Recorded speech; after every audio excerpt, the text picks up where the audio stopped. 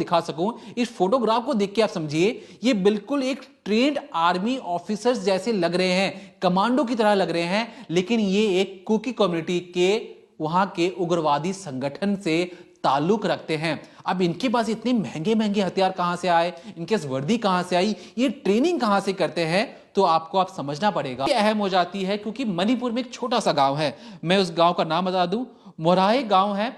मोराहे गांव को आप इसलिए इतने ध्यान से समझिए कि मोराहे गांव को भारत सरकार आने वाले वक्त में gateway for south east Asian country के तौर पर विकसित करना चाहती थी। भारत सरकार चाहती है कि जिस तरीके से हम अपना सामान जो अमेरिका, मिडिल ईस्ट, सऊदी अरब भेजते हैं, हम क्यों ना अपना सामान बैंकॉक, थाईलैंड, फिलीपींस जैसे देशों को पहुंचा पाए। और इसी के लिए मणिपुर में एक गेट बनाया जाता है, एक कस्टम्स के ऑफिस बनाए जाते हैं, 136 करोड़ के लगभग खर्च करके बहुत बड़ा एक ट्रांजिट हब बनाया जाता है। और भारत सरकार का दावा था कि इसको आने वाले वक्त में एक्सपोर्ट इंपोर्ट के लिए इस गांव को विकसित किया जाएगा।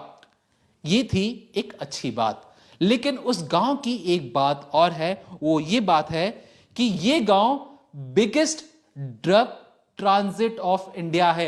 मायने ये कि इस छोटे से गांव से कई बार बड़ी बड़ी खेप पकड़ी गई है ड्रग कार्टल्स की। मतलब लगभग एक छोटे से गांव है, जो ड्रग माफिया हैं वो पैसे देते हैं किसे, जो कुकी जो मिलिटेंट ग्रुप है, कि उनकी सुरक्षा करने के लिए, और सुरक्षा के बदले उनके ड्रग्स का आदान प्रदान हुआ करता है इस छोटे से गांव के जरिए।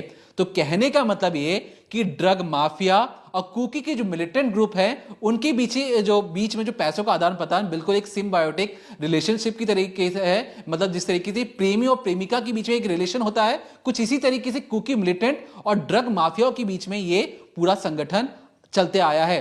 तुम ड्रग के बदले पैसे मिलते हैं, पैसों से हथियार आते हैं, और हथियारों के बदले उनकी ड्रग्स की सुरक्षा होती है। और हाल ही में कई रिपोर्ट्स आई हैं कि जिसमें बताया गया कि मणिपुर से कई ड्रग्स की खेप पकड़ी भी जाती हैं। मणिपुर में जो 90% जो इलाका है वो पहाड़ी क्षेत्र वाला इलाका है।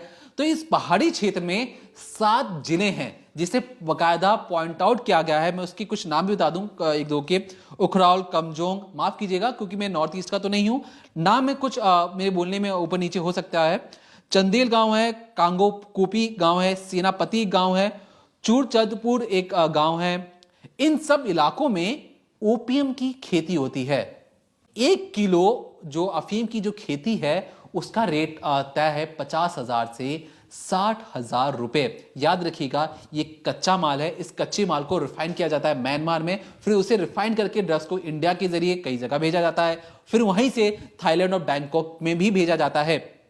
तो आप ये समझ चुके थे कि जो मणिपुर के जो ये कुछ इलाके हैं, यहां पर जो अफीम की खेती होती है, इस अफीम की खेती के जरिए कच्चा माल पहुंचाया जाता है।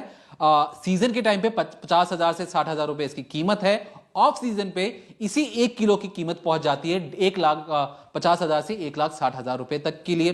तो ये जो नेक्सस है, पैसों का ये जो नेक्सस है, बिल्कुल अच्छे तरीके से फल फूल रहा है, क्योंकि यहां पर सिर्फ और सिर्फ कुकी के मिलिटेंट ग्रुप्स इसकी सुरक्षा करते हैं, निश्चित करते हैं कि कोई भी दूसरा आकर इस पर कब्जा ना कर पाए।